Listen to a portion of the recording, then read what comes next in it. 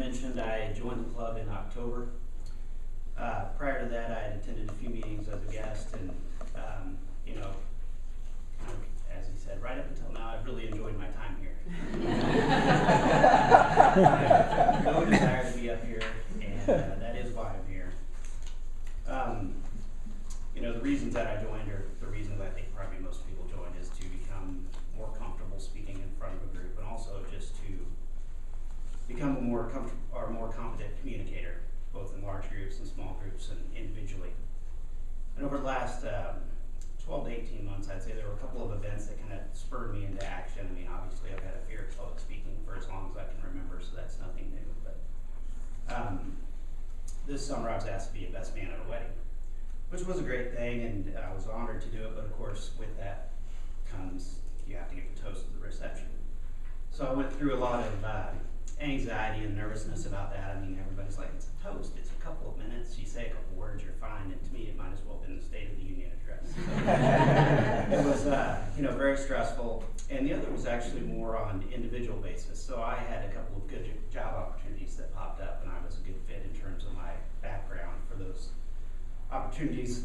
Got a chance to go in and talk to, you know, the individuals, and just wasn't able to really close the deal and get the jobs. And I, looking back, really was like it was about my lack of ability to effectively communicate and sell myself to these interviewers. So kind of these two events going on, and I was Googling and I was searching toast, right, for the wedding, and I came across Toastmasters.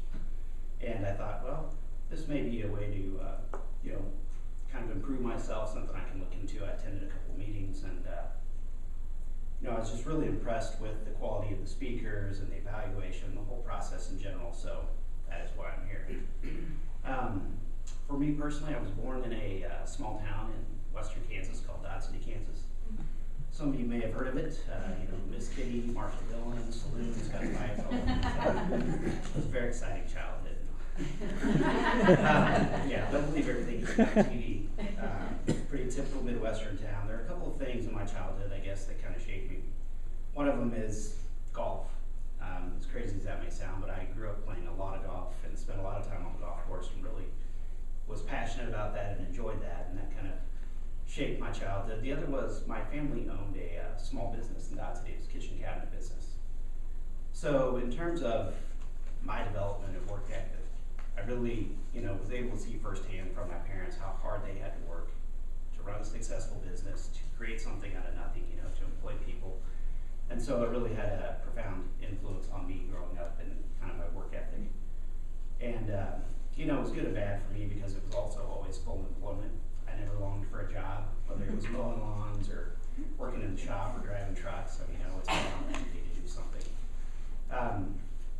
Then I graduated from college, and I decided to, as they say, get the hell out of Dodge. So I moved to Lawrence, Kansas, which in my opinion is one of the best cities in America. I became Jayhawk. And I had a good college experience, met a lot of lifelong friends, met my wife, even managed to get a degree in accounting and business administration. I'm married. I've been married for 18 years, and I have 3 kids, a 16-year-old, a 14-year-old, and a 10-year-old. So if you ask me what my hobbies are, I have 3 kids. 16-year-old, a 14-year-old, and a 10-year-old. So, you know, that involves a lot of getting people from activities, a lot of time on the bleachers, a lot of sporting activities, and that golf thing that I mentioned earlier is a distant memory, but maybe one of these days I'll get back to that. Professionally, I work currently for the Stowers Institute for Medical Research, which, if you don't know anything about it, it's a not-for-profit based here in Kansas City, and they do basic biological research. So we have people down there really with the objective of finding causes and cures for diseases, which is obviously a fantastic thing. And it's really nice to you know, work for an organization that has those lofty goals.